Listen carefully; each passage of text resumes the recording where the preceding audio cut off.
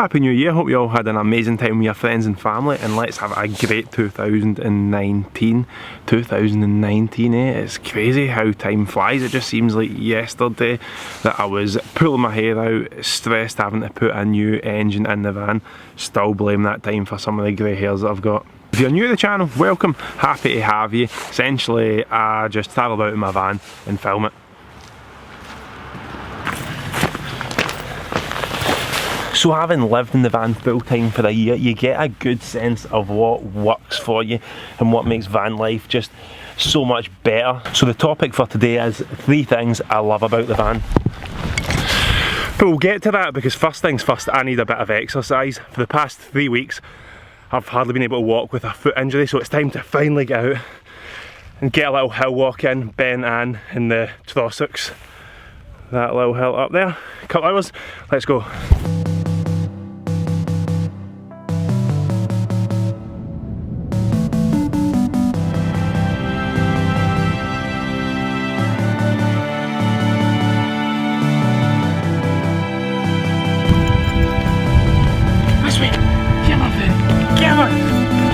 This way, come on, good boy.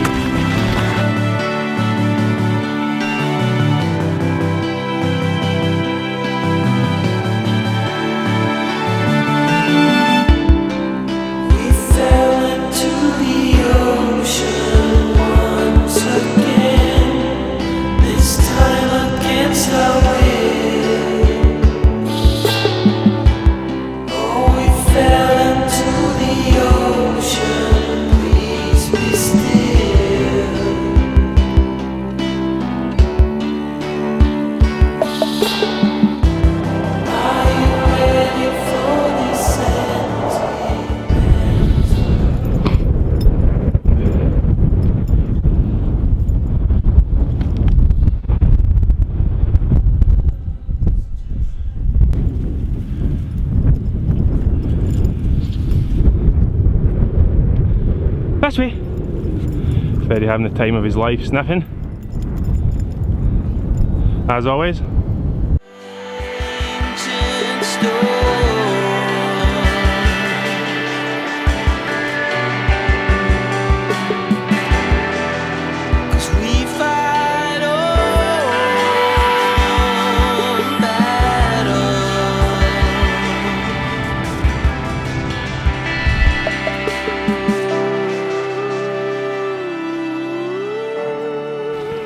This is why hill walking is 100% my absolute favourite thing to do in Scotland. Just getting to the top of a mountain and taking in these views, you can't beat it. Just the one piece of advice I would give, if you're going hill walking, maybe not the best idea to do it just after Christmas when you've been eating and drinking a little bit too much.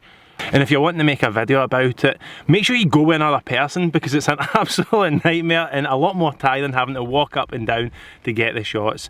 Anyway, back to the van.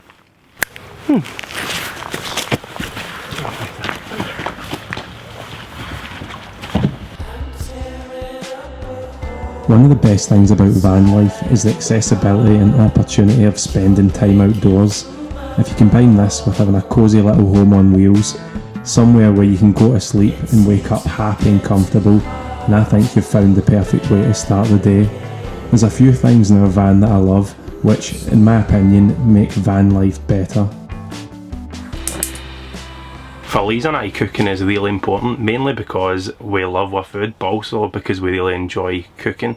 After a long day, it's great just to chill out with a beer and a glass of wine and cook a meal together. And this cooker gives a lot more options than if you were just relying on the gas rings. For instance, when we've been travelling, we've made homemade soups, we've made pastas, we've also made croque monsieurs in France and oven baked vegetables, which is just great to have that variety because, as I said, we love our food. Next up is the heating system, and I'd say heating is the most important thing to have if you're living in a van full time, and the system we have is the Webasto dual top Evo, which controls our hot air and our hot water. There's a few different reasons why we like it. It's a diesel heater, which means it's connected to the diesel fuel tank. That means you don't have to mess about with gas bottles, constantly changing whenever they run out, and you don't have to monitor the levels to make sure you don't run out. If you have diesel in your tank, then you have heat. It's also got multiple outlets, so there's 4 in this van, which means that the heat can be distributed evenly throughout the van. To control the temperature of the hot air and water, you've got a control switch where it's really easy to regulate the heating, where you can make it as hot as you like.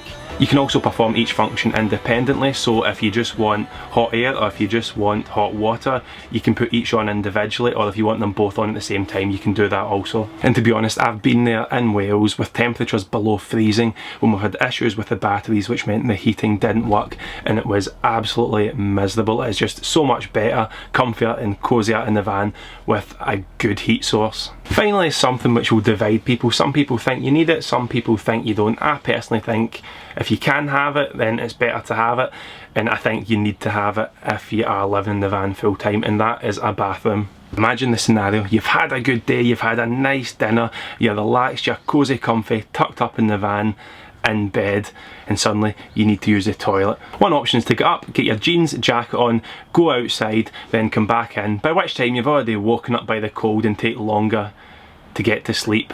Another option is to get out of bed, still in your shorts, nip to the bathroom where it is nice and warm, then come back to bed, get to sleep. Now, I think that's a better option, don't you?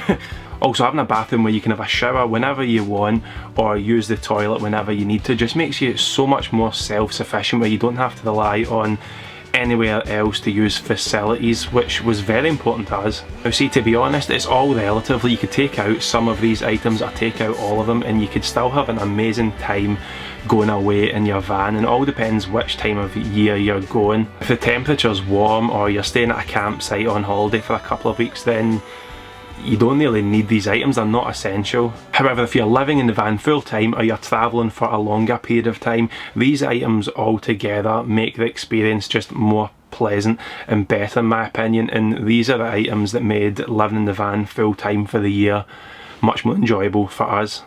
As always, thanks for watching. If you want to see more Van Adventures travel content, hit subscribe, be happy to have you come along. And to kick off 2019, I've got a 30% off sale on all prints on my website. So if you fancy a new print in your wall, get in about it. Until next time, see you later.